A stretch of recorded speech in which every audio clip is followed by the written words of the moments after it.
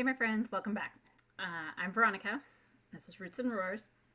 And today I want to talk about something that on paper sounds really good: No Child Left Behind. But I want to ask a different question: who actually got left behind? Because what I've learned, both as a parent and from being in the classroom, especially subbing in urban communities, is this: good intentions don't always translate into real support. And I've seen that firsthand. And I'll be honest right up front, I might be a little in left field on this compared to some educators. And that's okay, because I'm looking at it through my own lens. My experience as a mom, my experience in a classroom, and my experience working toward becoming a teacher myself. And I also want to say this clearly: I understand what teachers are up against: the standards, the expectations, the policies, and the pressure. So this isn't about blaming teachers. This is about asking, how do we work within these systems while making sure kids don't slip through the cracks? So just for context, the No Child Left Behind Act passed in 2001. It was meant to hold schools accountable. This idea was simple: every child would meet academic standards, no one would be left behind. And it sounds right. But being in the classroom, you start to see where the gaps still exist. I've been in multiple classrooms across different districts, especially urban communities. And I've seen incredible teachers doing everything they can. And I've also seen systems that just don't flex. They just don't. Even in SPED classrooms, there's still this underlying structure of one size fits all. And it doesn't work. And I've lived this not just as a teacher, but as a mom. When Gavin transitioned from elementary school to junior high, for example, something shifted. And it wasn't the people, because his teachers, his staff, they were and still are amazing. They loved him, they showed up for him, they did everything they could. But the environment changed. Elementary was bright, engaging, inviting, walls that spoke to him, spaces that pulled him in. Junior high, it looked like a junior high classroom. More academic, more structured, less of the warmth he connected to. And again, I understand why. Students had different needs, different levels, and I can't speak for them, but I can speak for Gavin. This is a child who used to hold on to door frames leaving the elementary school. And I know if any of his teachers are watching, have witnessed this very much so. Or him slamming on his own brake so that the wheels would lock and he would not move, because he didn't want to leave. And then he became a child who didn't want to go to junior high at all, who figured out how to manipulate the system just to get the bus to turn around and bring him home. I won't go into details on how he did that. But if you're watching and you know, you know. But here's the thing. That wasn't behavior. That was communication. That was him telling us, this doesn't feel right to me. And this is where it's gotten even heavier for me lately. Because I've been talking with teacher friends, teachers in junior high and in high school, and they're seeing students come in reading at a third grade level.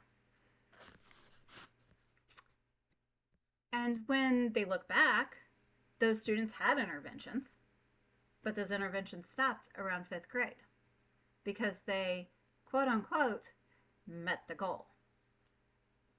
And I keep asking myself, did they really? Because if they're walking into high school still behind, what did we actually measure? Are we checking boxes? Or are we building skills? And when you look at Illinois data, this isn't just a feeling, it's real.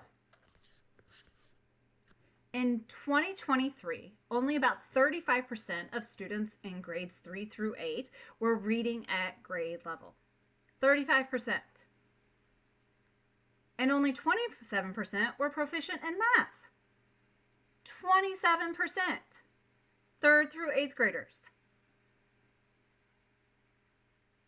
Looking at the high school level, only 30% of the students met reading standards and 29% in math.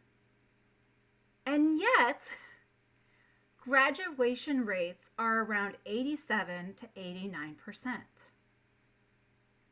So we have to ask, how are students graduating, but not reading or doing math at grade level?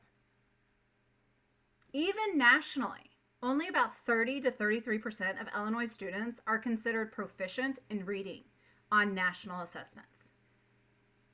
30%. And if you want to go to the high end, 33%.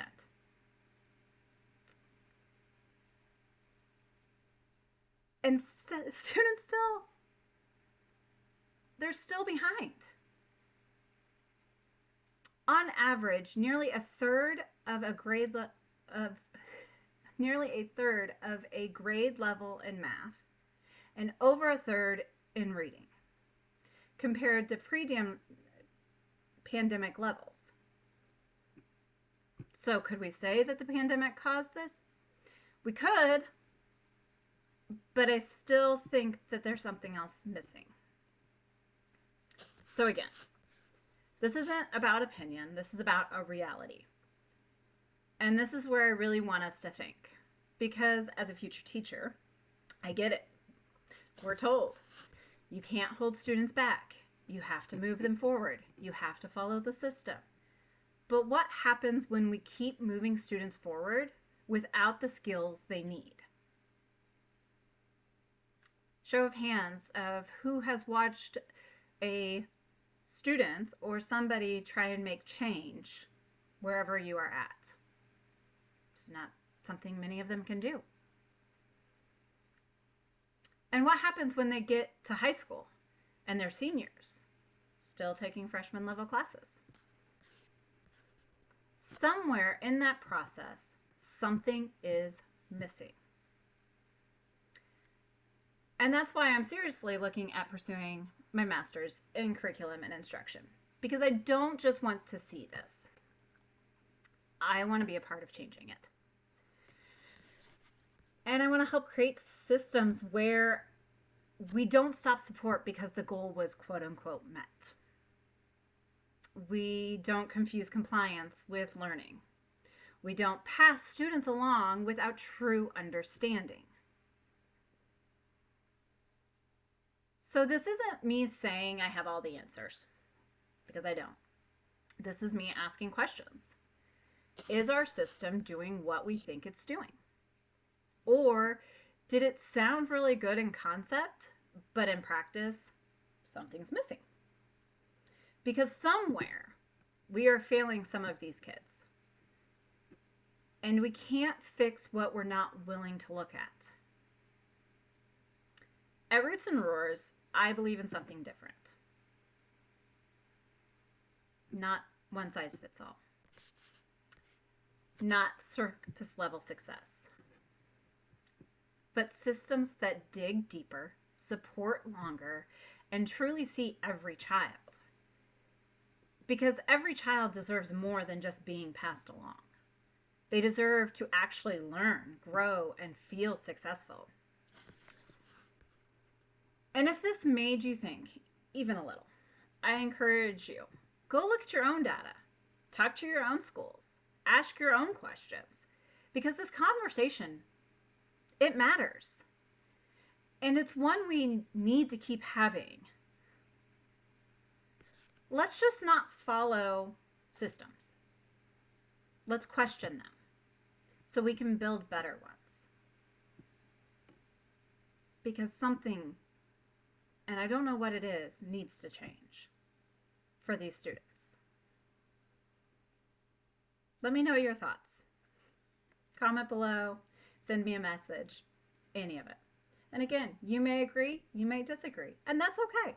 We can have a nice debate on what your thoughts are and if you think it is working. Because I'd love to know what your buildings are doing that makes you think that the No Child Left Behind is actually working in your system. Because maybe they've found the key and we need to share it with everybody else. That's my thoughts for today. I hope you guys have a great day. Till next time, take care.